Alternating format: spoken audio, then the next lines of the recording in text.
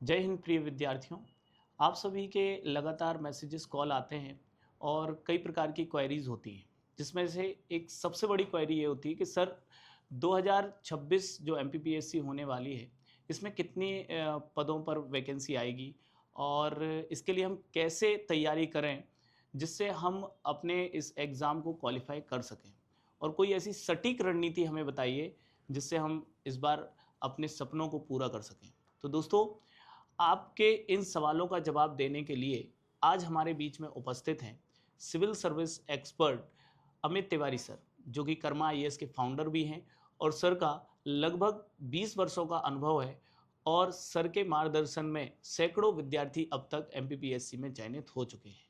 तो सबसे पहले तो स्वागत करते हैं सर, आपका बहुत बहुत स्वागत है कर्मा आईएएस यूट्यूब चैनल पे। तो सर, विद्यार्थियों का जो सबसे महत्वपूर्ण प्रश्न है कि 2026 में कितने पदों पर वैकेंसी आ रही है और 2026 में वह एग्ज़ाम क्वालिफाई कर लें, इसके लिए सटीक रणनीति क्या होनी चाहिए? सर, आपके पहले प्रश्न का उत्तर निश्चित रूप से तो नहीं दिया जा सकता, लेकिन समाचार पत्रों के माध्यम से और फिर जो पीएससी का इतिहास रहा है उसके माध्यम से अनुमान के आधार पर ये कहा जा सकता है कि 400 के आसपास वैकेंसीज आएंगी।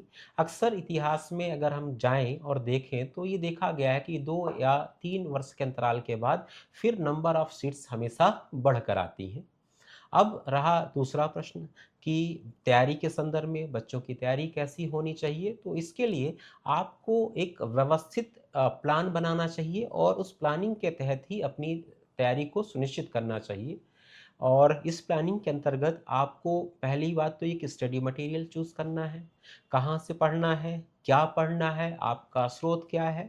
और अगर आपने स्रोत सही तरीके से कलेक्ट कर लिया है, आपके पास संसाधन उपलब्ध हैं, तो फिर अगला जो चरण आता है वो ये कि आप इन संसाधनों के आधार पर अपना परीक्षण कैसे करेंगे और अपने आप को स्वयं का परीक्षण कर सकें, बेहतर तरीके से खुद को जान सकें। इसके लिए आपको एक बेहतर टेस्ट सीरीज की भी आवश्यकता होती है और वो टेस्ट सीरीज जिसमें एक्सप्लेनेशन और फैक्ट्स के स्तर पर स्पष्टता क्लियर होनी चाहिए। स्वयं के परीक्षण के बाद अब आता है तीसरा चरण और इस चरण में विद्यार्थी को सही मार्गदर्शन मिल सके, सही दिशा में अपनी तैयारी को जारी रख सके, इसके लिए एक मेंटोर की ज़रूरत होती है, विशेष रूप से ऐसा मेंटोर जो अनुभवी हो।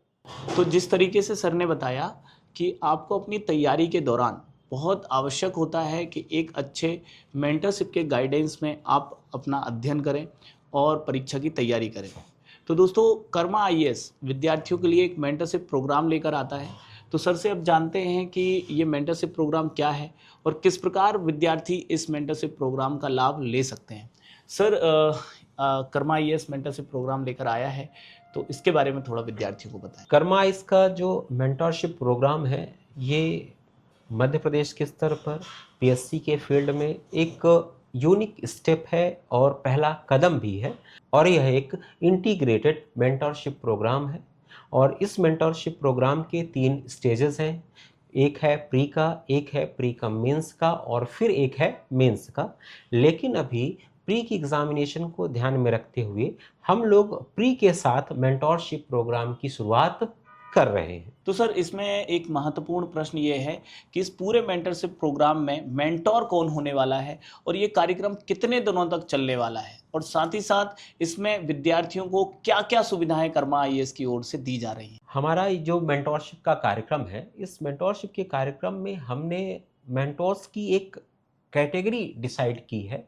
इसमें अनुभवी शिक्षक भी मेंटोर होंगे, इसमें जो चयनित विद्यार्थी हैं वो भी मेंटोर होंगे, साथ ही साथ जिनके पास इंटरव्यू और मेंस का एक लंबा अनुभव है वो लोग भी यहाँ पर मेंटोर होंगे।